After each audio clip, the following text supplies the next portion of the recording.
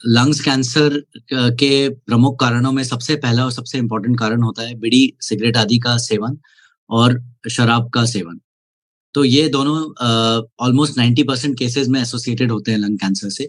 उसके अलावा अगर हम दूसरे कारण देखें, तो बचपन में किसी बच्चे ने लिम्फोमा नाम की जो एक बीमारी होती है, कैंसर की बीमारी होती है, उसके लिए अगर किसी ने छाती के रीजन में रेडिएशन एक्सपोज़र लिया हुआ है, रेडिएशन थेरेपी या जिसे आम भाषा में हम किरणें किरणें बोलते हैं। तो अगर किसी ने रेडिएशन थेरेपी का एक्सपोज़र हुआ है, तो उन्हें भी 20 से 25 साल बाद लंग्स या छाती का किसी और कैंसर होने के बहुत चांसेस होते हैं। अगर हम तीसरा रीज़न देखें, तो वो होता है रेडॉन गैस का एक्सपोज़र। रेडॉन गैस एक ऐसी गैस है जो बहुत सारी फैक्ट्रीज़ में क्रिएट होती है, machineries, would industries, perfume industries. ये रेडॉन गैस भी लंग कैंसर का एक कारण हो सकती है। और अगर चौथा हम कारण देखें तो हेरिडिटरी या जेनेटिक फैक्टर्स। ये ऐसे फैक्टर्स होते हैं जिसका हम मनुष्यों का कोई कंट्रोल नहीं होता है। ये जिसे होना होगा हम उसे रोक नहीं सकते हैं। और ये हमें विरासत में यानी कि हमारे फैमिली के थ्रू ये जीन्स रन करते हैं और ये हमें थ्रू हेरिडिटरी फैक्टर्स हमारे बॉडी में ये ट्रांसफर होते हैं। स्मोकिंग यानी कि किसी भी फॉर्म में स्मोकिंग, वो सिगरेट स्मोकिंग भी हो सकती है, बीड़ी स्मोकिंग भी हो सकती है। तो ऐसे लोग जो डेली 15 से 20 सिगरेट पिछले 20 से 25 सालों तक लेते आ रहे हैं, उन्हें सबसे ज़्यादा रिस्क होता है लंग कैंसर होने का। और जिन्होंने 15 साल के अंदर बीड़ी सिगरेट छोड़ा हुआ है, वो भी लंग कैंसर के लिए रिस्की हो सकते हैं।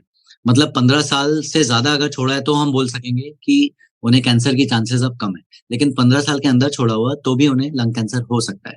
उसके अलावा शराब भी बहुत ही मुख्य कारण है, ना कि सिर्फ लंग कैंसर का बल्कि हमारे शरीर में 15 से 20 ऐसे कैंसर हैं जिनका रीज़न शराब और सिगरेट या बीड़ी हो सकते हैं।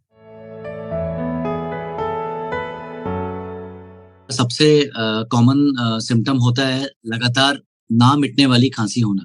यदि किसी को 2-3 हफ्ते से ऐसी खाँसी हो रही है, जिसमें खून भी आ रहा है और वो मिट भी नहीं रही है किसी दवाई के लेने के बाद भी, तो उन्हें अवश्य अपने डॉक्टर को मिलना चाहिए और छाती का चेस्ट एक्स-रे या फिर सीटी स्कैन कराना चाहिए। तो ये सबसे इम्पोर्टेंट सिम्पटम्स होते हैं लंग कैंसर के। और अगर हम एडवांस स्टेज में देखें, एडवांस स्टेज यानी कि स्टेज 3, स्टेज 4 कैंसर जिसमें वो मिट नहीं सकता है। उसमें कुछ पेशेंट्स को बीमारी छाती तक फैलने के कारण छाती में पेन हो सकता है। किसी-किसी को साँस फ लेने में तकलीफ हो सकती है। कम काम करके साँस फूल जाना, वो भी एक सिम्पटम होता है लंग कैंसर का, जो कि एडवांस स्टेजेज़ में देखने मिलता है। और दूसरा एक सिम्पटम है कांस्टेंट हेडेक होना, लगातार हेडेक होना, सुबह उठ के खासकर ज़्यादा हेडेक होना। तो ये तब होता है जब लंग कैंसर ब्रेन में फैल गया हो। तो ये कुछ सिम्पटम्स हैं जो कि एडवांस स्टेजेज़ में ही देखने मिलते हैं। बट मुख्य सबसे प्रमुख कारण है खाँसी में खून आना और लंबे टाइम तक खाँसी रहना। कुछ पेशेंट्स चेस्ट एक्स-रे नॉर्मल साधारण छाती का एक्स-रे लेके आते हैं। तो अगर लंग कैंसर बहुत एडवांस स्टेज में है, तो उसमें हमें चेस्ट एक्स-रे में पानी भरा हुआ दिख सकता है छाती में या फिर बड़ी गाँठ भी एक ओपेक रेडियो ओपेक शैडो के रूप में दिख सकती है। लेकिन अगर कोई छोटा कैंसर है 2 या 3 सेंटीमीटर का, तो उसको हम सिर्फ सीटी स्कैन के थ्रू या पेट स्कैन के थ्रू ही डायग्नोज़ कर सकते हैं।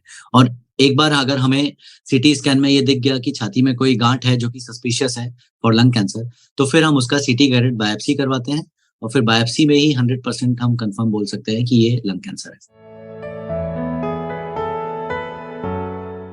लंग कैंसर बाकी कैंसर से ज़्यादा एग्रेसिवली बिहेव करता है। ये एक थोड़ा खराब कैंसरों में आता है, जैसे कि लंग कैंसर या अन्य नाड़ी के कैंसर। ये कुछ ऐसे कैंसर्स हैं जो कि खराब कैंसर कहलाते हैं और जिनमें पेशेंट्स का प्रोग्नोसिस या ओवरऑल क्योर होने के चांसेस बहुत ही कम रहते हैं। अगर हम लंग कैंसर की बात करें, तो अगर 100 में से हमने 100 लोगों को अगर हमने ट्रीट किया है, तो उसमें से 5 साल के एंड में 40 से 50% ही ज़िंदा रह पाएँगे, बाकी के 50 इस बीमारी के कारण मर चुके होंगे क्योंकि बीमारी ट्रीटमेंट के बाद वापस आ सकती है। तो इसका इलाज बाकी कैंसर्स की तरह कीमोथेरेपी, रेडिएशन थेरेपी और सर्जरी, ये तीनों तरीकों से हो सकता है। अगर कैंसर अर्ली स्टेज में है लंग कैंसर, फर्स्ट स्टेज या सेकंड स्टेज और कुछ-कुछ थर्ड स्टेज, तो उसमें ऑपरेशन या सर्जरी इसका मेन ट्रीटमेंट है, मेन लाइन ऑफ ट्रीटमेंट है। अगर आगे की स्टेजेज़ में है, स्टेज 3 या स्टेज 4, तो उसमें कीमोथेरेपी देके फिर ऑपरेशन या फिर chemotherapy along with radiation therapy, chemo and radiation therapy, ये दोनों को साथ में हम यूज़ करके भी इसका ट्रीटमेंट हम कर सकते हैं। अर्ली स्टेज में कोई लंग कैंसर पकड़ा गया है तो उसके लिए मैंने जैसे बताया कि सर्जरी सबसे मेन लाइन ऑफ ट्रीटमेंट होता है। तो अब लंग कैंसर के लिए सर्जरी 2 टाइप की हो सकती है। या तो एक lung cancer suppose right side के ऊपर वाले भाग में है, तो उसमें हम लोबेक्टमी सर्जरी का नाम होता है, लोबेक्टमी हम कर सकते हैं। मतलब कि हमें सिर्फ़ राइट साइड का ऊपर का भाग निकालना है, आधा भाग ही निकालना है। और अगर कैंसर की गाँठ बहुत बड़ी है तो उसमें हमें न्यूमेनेक्टमी करना पड़ सकता है। न्यूमेनेक्टमी यानी कि राइट साइड का पूरा लंग निकालना। तो ज़ाहिर-सी बात है कि अगर हम लंग का थोड़ा ही पार्ट निकाल रहे हैं, तो उसमें पेशेंट को रिकवरी में आसानी होती है, उतना ज़्यादा प्रॉब्लम नहीं होता, वो नॉर्मल आम आदमी की तरह अपनी लाइफ़ लीड कर सकते हैं। ऑपरेशन के पहले जैसे थे वैसे बाद में रह सकते हैं। लेकिन अगर हमने न्यूमेनेक्टमी करी है, यानी कि राइट साइड का पूरा लंग निकाल दिया है, तो फिर डेफ़िनेटली पेशेंट को थोड़ा-सा जल्दी साँस फूल जाना या उतना एक्सर्शन या एफर्ट्स नहीं कर पाना, जो कि वो पहले कर सकते थे, ये डेफ़िनेटली हमें सिम्पटम्स एक चेंजेज़ उनकी लाइफ़ में देखने को मिलते हैं। बट ये भी हम अपना एफर्ट टॉलरेंस एक्सरसाइज करके हम बढ़ा सकते हैं। सबसे पहली चीज़ जो उन्हें करनी है कि दोबारा सिगरेट या बीड़ी या अल्कोहल वापस स्टार्ट नहीं करना है। क्योंकि ये हमारी रिसर्चेज़ में देखा गया है कि लंग कैंसर का ट्रीटमेंट होने के बाद अगर कोई पेशेंट बीड़ी और सिगरेट कंटिन्यू रखता है, तो उसमें कैंसर जल्दी वापस आता है एज़ कम्पेयर टू दोज़ जिन्होंने टोटली छोड़ दिया है।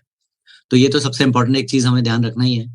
और उसके अलावा हमें रेगुलर हेल्दी डाइट और न्यूट्रिशियस डाइट का सेवन करना है। रेगुलर एक्सरसाइज़ेज़ करनी है, जैसे कि अपना योगासन हो गया, वॉकिंग हो गई, नॉर्मल जिमिंग हो गया। सो ये अगर हम 2-3 चीज़ों का ही ख़्याल रखते हैं, तो आप कैंसर को वापस आने से डेफ़िनेटली रोक सकते हैं। प्रिवेंशन का एक ही तरीका है कि हम बीड़ी, सिगरेट और शराब का सेवन ना करें। उसके अलावा फीमेल्स में स्पेशली हमने देखा है कि स्मोकिंग की, अल्कोहल की हिस्ट्री नहीं होता है, तो भी उनमें adenocarcinoma type of lung cancer ज़्यादा कॉमन होता है। इसके लिए तो हम कुछ कर नहीं सकते हैं। ये it is decided by our genes, genetic factors के कारण ये कैंसर होता है फीमेल्स में, जो कि अल्कोहल और बीड़ी, सिगरेट नहीं ले रही हैं। उसके अलावा जो फैक्ट्री वर्कर्स हैं, तो उनके लिए लंग कैंसर स्क्रीनिंग एक ऐसी चीज़ है जिससे हम कैंसर को बहुत ही अर्ली स्टेज में पकड़ सकते हैं, जबकि उसने कोई सिम्पटम्स कॉज़ नहीं किया हो। तो लंग कैंसर स्क्रीनिंग हम लो डोज़ सीटी स्कैन के थ्रू करते हैं और इसके इंडिकेशंस होते हैं 50 से 80 साल के ऐसे नॉर्मल लोग जिन्हें कोई सिम्पटम नहीं है और जो पिछले 15-20 साल से डेली 15 से 20 सिगरेट या बीड़ी का कंज़म्पशन कर रहे हैं।